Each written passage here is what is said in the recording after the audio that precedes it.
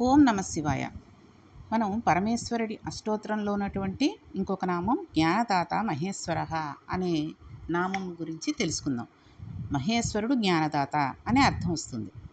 విపులంగా వెళ్ళాలంటే పరమేశ్వరుని మూర్తిని చూస్తే చాలు జ్ఞానం వస్తుంది. మనుష్యులను మార్చి జీవితానికి సార్థకత కలిగే వాటిని చేతిలో పట్టుకుని అనుగ్రహిస్తూ ఉంటాడు.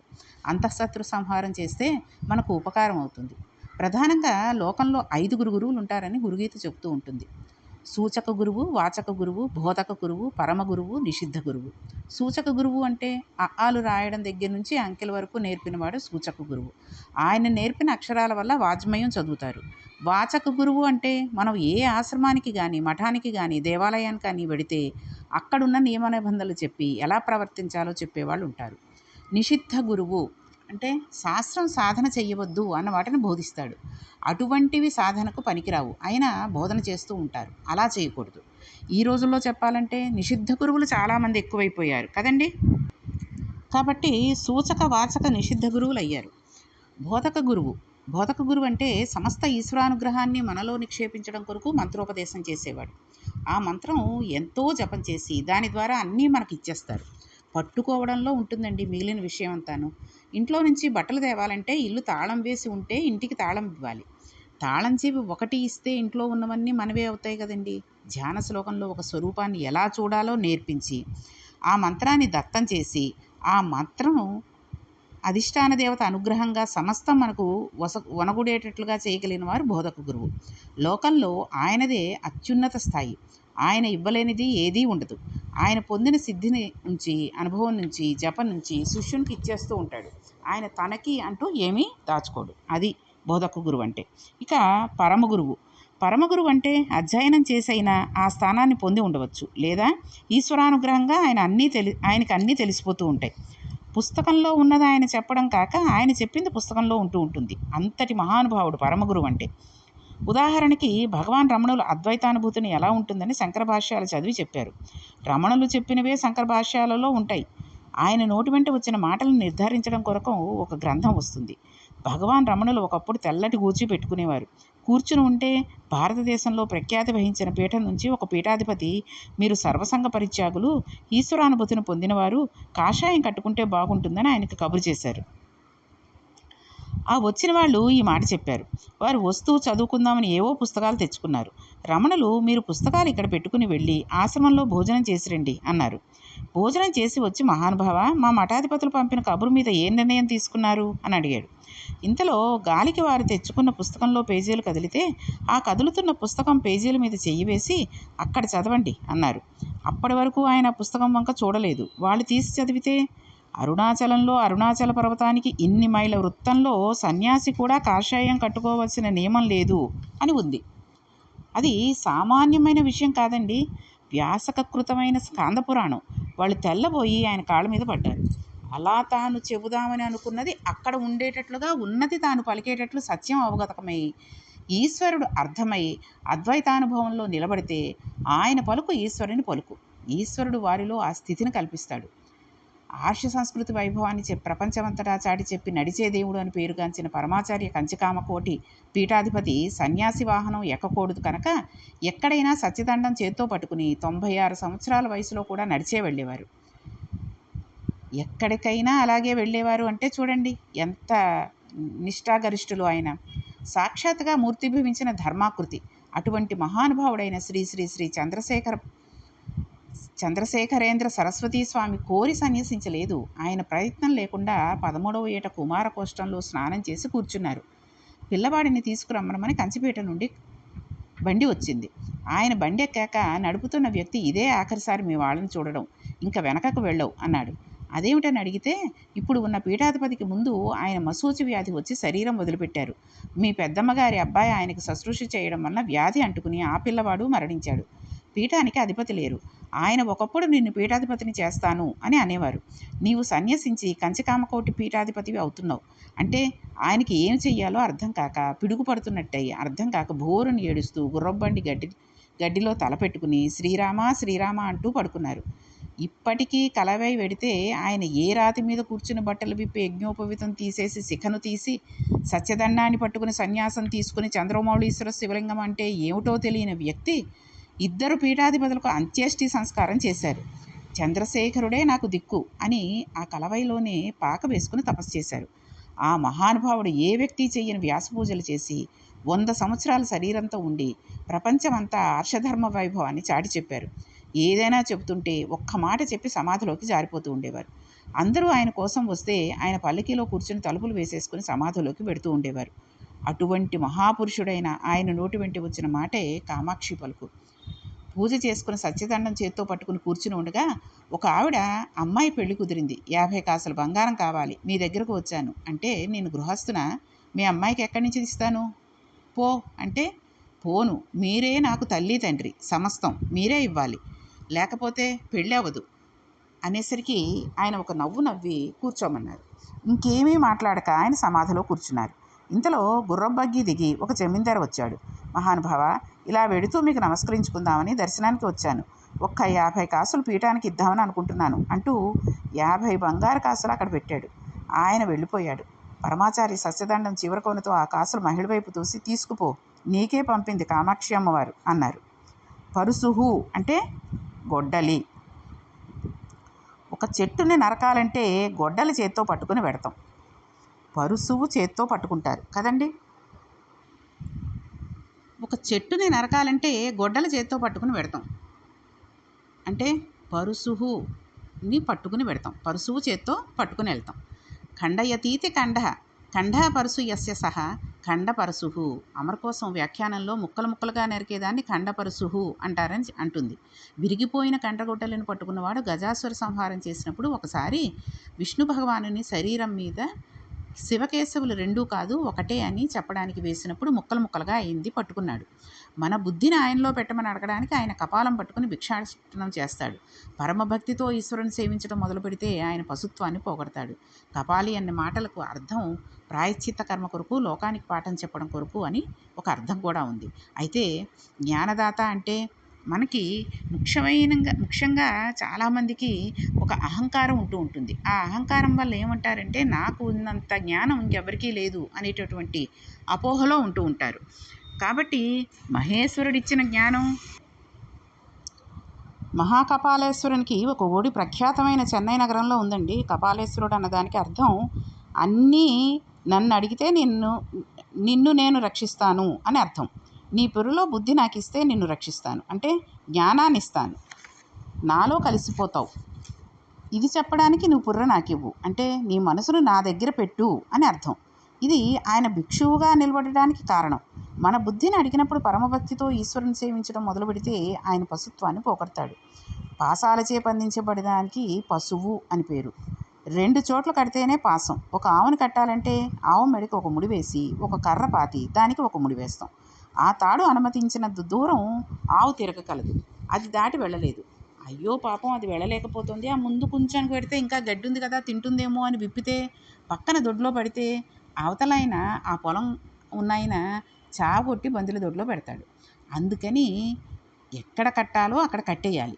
పశువు అంటే జంతువులే కాదు, మనందరం పాసాల చేత కట్టబడిన పశువులమే.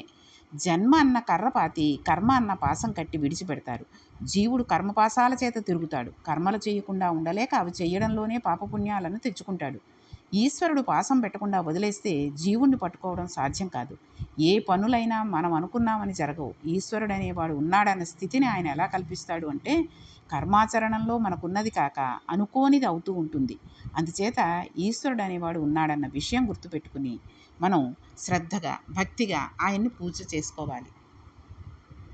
చూడండి, విష్ణుపరంగా చెబితే ప్రహ్లాదుడు ఏమన్నాడండి, కమలాక్షు నర్పించు కరములు కరములు శ్రీనాథు వర్ణించు జిహ్వ జిహ్వ, సురరక్షకుని చూచు చూట్కులు చూట్కులు శేషసాయికి మొక్కు శిరము శిరము, విష్ణు నాకర్ణించు వీణులు వీణులు మధువైరి తగిలిన మనము మనము, భగవంతు వలగొను పదములు పదములు పురుషోత్తముని మీది బుద్ధి బుద్ధి, దేవదేవుని చింతించు దినము దినము చక్రహస్తుని ప్రకటించు చదువు చదువు, కుంభినీధవు చెప్పు గురుడు గురుడు, తండ్రి హరిచేరుమనడి తండ్రి తండ్రి. మనం చేసే పనులు ఏమైనా ఈశ్వరార్పణ బుద్ధితో చేయడం మొదలుపెట్టాలి. మాట్లాడుతున్న వాక్కు పరమేశ్వరుడు ఇచ్చాడు, లేకపోతే మనమా పలికేది అనుకోవాలి. తింటున్నా ఉమామహేశ్వర పరబ్రహ్మార్పణమస్తు అనగలగాలి. ఒక కొడుకు కలిగితే ఈశ్వరానుగ్రహం. శరీరం పడిపోయినప్పుడు పితృకార్యం చేయడానికి, పితృరుణం నుంచి విముక్తుడవడానికి అనుగ్రహించాడు. కొడుకు ఇంజనీర్ అయితే శారదా కటాక్షం వల్ల అయ్యాడంటూ ఈశ్వరానుగ్రహాన్ని చూస్తూ దాన్ని ప్రోధి చేయగలిగిన పనులలో నిమగ్నలమైపోతే ఏదో కర్మ చేయకుండా ఉండలేం. ఈశ్వరానుగ్రహాన్ని పొందేదే చేయాలని మనసుకు తర్ఫీదు ఇస్తే చెయ్యగా ఈశ్వరానుగ్రహాన్ని పొందుతాం. పాసాన్ని ఆయన ముక్కలు ముక్కలుగా గొడ్డలు పెట్టి కొట్టేస్తాడు. ఆ పశువుకి తాడు ఉండదు, కర్మ ఉండదు, పాపపుణ్యాలుండవు. పశువు శివుడైపోతుంది. పశువు పశుపతిలో కలిసిపోతుంది. ఒక పశువు శివునికి ఎదురుగా కూర్చుని ఎటువంటి స్థితిలోనూ కదలక ఆయననే చూస్తూ ఉంటుంది. నందీశ్వరుడు అంతే కదండి. పశువు పశుపతిలో కలిసిపోతుంది. పిడుగులు పడ్డా కదలవా? రోహిణీ కార్త ఎండలు మండిపోతున్నా కదలవా? కార్తీక మాసంలో పిచ్చి భక్తితో నీ తోక కింద దీపాలు పెట్టినా కదలవా? అరటిపండు తెచ్చి మూతికి రాసేస్తే గాజీగలు ముక్కులో దూరుతాయి, చీమలు పాకుతూ ఉంటాయి, అయినా కదలవా? కదలను అంటే ఎందుకు కదలవంటే ప్రపంచానికి పృష్ఠభాగం పెట్టి శివుడినే చూస్తుండడం చేత అది పశువు అవ్వలేదు. ఆనందంతో నిండిపోయిన నంది అయింది. అది పరమేశ్వరుల్లో కలిసిపోయింది. నందయతీతి నందః.